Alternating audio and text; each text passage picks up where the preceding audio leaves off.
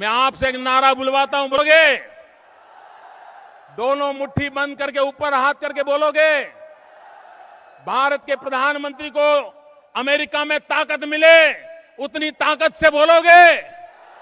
भारत के प्रधानमंत्री का वहां हौसला बुलंद हो, दब न जाए, उस ताकत से बोलोगे? पक्का बोलोगे?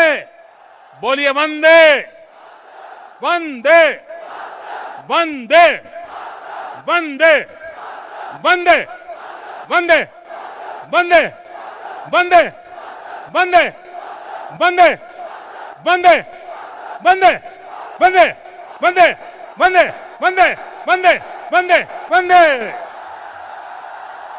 पहला सवाल कि मुस्लिम स्कूल में वंदे मातरम क्यों नहीं कहा जाता। हमें ये देखना चाहिए कि कोई भी गाना या कोई भी चीज़ आप कहते हैं उसकी मानी क्या है। आप जब वंदे मातरम पढ़ते हैं उसकी मानी है कि हम सिजदा करते हैं इस देश जो हमारी माता है, ऐसे कहा जाता है, और हम इसकी पूजा करते हैं। ये हमारे लिए शिर्क है, शिर्क है इस्लाम में, और गलत है हिंदुइज्म में भी। हिंदुइज्म में भी आपको इबादत सिर्फ करना चाहिए एक खुदा की, धरती की नहीं। तो हिंदुइज्म में भी गलत है, क्रिश्चियनिटी में भी गलत है, इस्लाम में ही गलत है। लेकिन आम हिंदू अपने मज़हब को नहीं जानते, अपनी मजहबी किताबें नहीं पढ़े हैं, इसीलिए कोई भी आप गाना गाते हैं अगर उसके मानी खुदा के खिलाफ है, अल्लाह सुब्हानहू व तआला के खिलाफ है, भगवान के खिलाफ है, तो ऐसा गाना गाना गलत है। आपने मुझे शुरुआत में नमस्ते कहा। नमस्ते, नमस्ते के क्या मानी है भाई साहब, आप बोल सकते हैं? नहीं पता क्या मानी है? माइक्रोफोन ऑन कीजिए ज़रा भाई साहब का। नमस्ते मतलब मैं सर झुका के मैं आपको नमन करता हूँ। हाँ, सर झुका के आप मुझे नमन करता हूँ। नमन करता हूँ, सर झुका के। सर झुका के मुझे नमन करना शिर्क है, हराम है, प्रोहिबिटेड है। आप मेरे सामने भी सर नहीं झुका सकते, चाहे आप मुझसे मोहब्बत करते हैं, चाहे आप मेरी इज्जत करते हैं, फिर भी आप मेरे सामने सर नहीं झुका सकते। सर झुकाना चाहिए तो सिर्फ खुदा के सामने, अल्लाह के सामने, और मैं खुदा नहीं हूं। आप जानते हैं, आप मेरी इज्जत कर सकते हैं, मेरी बात जो मैं कहता हूं उसके ऊपर अमल कर सकते हैं, लेकिन आप मेरे सामने सर नहीं झुका सकते। इसीलिए मैं जवाब में आपको कहूंगा अस्सलामु अलैकुम, आप पे सलामती हो, आप पे सलामती हो। आप समझे ना? मैं आपके सामने झुक नहीं सकता हूं। ये सिर झुकेगा तो सिर्फ अल्लाह के सामने, सिर्फ खुदा के सामने। तो आपने बड़प्पन में मुझे कहा, लेकिन अगर गलत चीज़ कहा तो मैं वापस से जवाब नहीं दे सकता हूं, क्योंकि मैं जानता हूं जो लोग नहीं जानते वो ऐसे हरकत कर सकते हैं। मिसाल के तौर पे 1 महीना पहले मैं जब बॉम्बे एयरपोर्ट पे था तो एक औरत, हिंदू खातून, मुझे पूछी कि आप डॉक्टर जाकिर नाइक है? Are you doctor Zakir Naik? मैंने कहा जी हाँ। ओ, मैं आपका रोज प्रोग्राम देखती हूँ, मैं दुबई से 25 साल के बाद बम्बई में आ रही हूँ, 25 साल के बाद हिंदुस्तान में आ रही हूँ। उसके सिर पे टीका था, हिंदू औरत थी, बोलती मैं आपके प्रोग्राम देखती हूँ और बहुत अल्हम्दुलिल्लाह तारीफ़ करने लगी। सारी तारीफ़ अल्लाह की है, मैं कुछ भी नहीं हूँ। और फिर कहने लगी कि मैं तुम्हारे पैर छूना चाहती हूँ। मैंने कहा कि ये गलत है, शिर्क है। तो बोले क्यों? वही जवाब मैंने दिया, आप जो भी कहो मैं आपकी बात मानूंगी। तो मैंने कहा आप कुरान मजीद पढ़िए, कुरान मजीद पढ़िए और इसके ऊपर अमल कीजिए। और मैंने तकरीर की है similarities between Islam and Hinduism, इस्लाम और हिंदुइज्म में यकसानियत, और साबित किया है कि हिंदुइज्म में भी लिखा है कि आप सिर्फ एक ईश्वर की इबादत करना चाहिए, जितने ऋषि आने वाले उनमें मानना चाहिए, और मोहम्मद सल्लल्लाहु अलैहि वसल्लम में भी। तो आपको अगर कुरान और वेदा पे अमल करना चाहिए जो यकसा है, आपको एक खुदा में मानना पड़ेगा और आखिरी पैगंबर मोहम्मद सल्लल्लाहु अलैहि वसल्लम पर। आपका और एक सवाल था कि हिंदी क्यों नहीं पढ़ाई जाती है।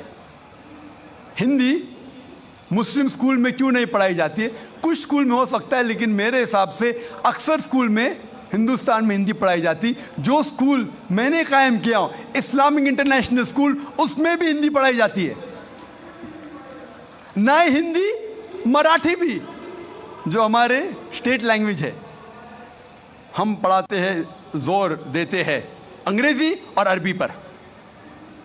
नंबर 1 अंग्रेजी अरबी, फिर उर्दू, हिंदी, मराठी, आगे चल के संस्कृत भी सिखाएंगे, संस्कृत भी, ताकि हिंदुस्तानी लोग जितने मज़ाहिब इस देश में हैं उसको समझे। मैं गवर्नमेंट से कहता हूं कि हिंदुस्तान में संस्कृत आम करो। संस्कृत आम करेंगे तो लोग वेदा पढ़ेंगे, पढ़ने के बाद हक के तरफ आएंगे और हिंदू मुस्लिम एक हो जाएंगे।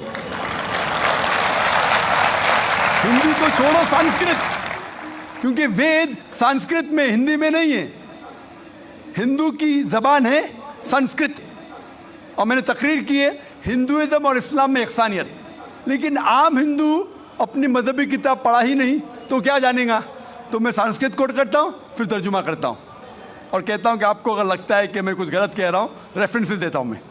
आपका आखिरी सवाल था कि इस्लाम में देशभक्ति के बारे में क्या कहा गया है। इस्लाम में कहा गया है कि सबसे पहले जो हमें बात मानना चाहिए वो हमारे खालिक की, बनाने वाले की, खुदा की, अल्लाह की, सबसे पहले।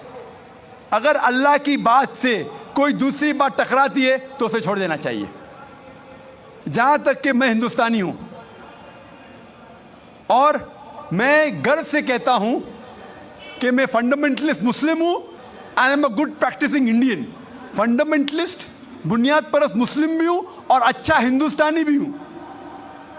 मैं हिंदुस्तान के कॉन्स्टिट्यूशन को जानता हूं। हिंदुस्तान के कॉन्स्टिट्यूशन में एक भी चीज फर्ज नहीं है जो इस्लाम में हराम है, और ऐसी कोई भी चीज नहीं है जो हमें मजबूर करती है जो इस्लाम में हराम है। और हिंदुस्तान के कॉन्स्टिट्यूशन में, इंडियन कॉन्स्टिट्यूशन में ऐसी कोई भी हराम चीज नहीं जो इस्लाम में फर्ज है और इंडियन कॉन्स्टिट्यूशन में हराम है। तो मैं दोनों को साथ में लेके चलता हूं। लेकिन अगर टकराव होगा, मेरे हिसाब से I can be a very good Muslim and a good Indian. मैं अच्छा मुसलमान भी हूं और अच्छा हिंदुस्तानी भी हूं। लेकिन अगर आगे चल के, अभी तो कोई टकराव नहीं है, लेकिन अगर आप ऐसे देश में हैं जो देश का कानून अपने खालिक के कानून से टकराता है, तो खालिक का कानून ऊंचा है, खालिक का कानून ऊंचा है, खुदा का कानून ऊंचा है, अल्लाह का कानून ऊंचा है। फिर आता है देश। देश ने हमें, ठीक है, ये देश में हम जीते हैं, देश हमारे लिए फैसिलिटीज देता है, लेकिन हमें जान किसने दी? देश ने या खालिक ने? खुदा ने दी।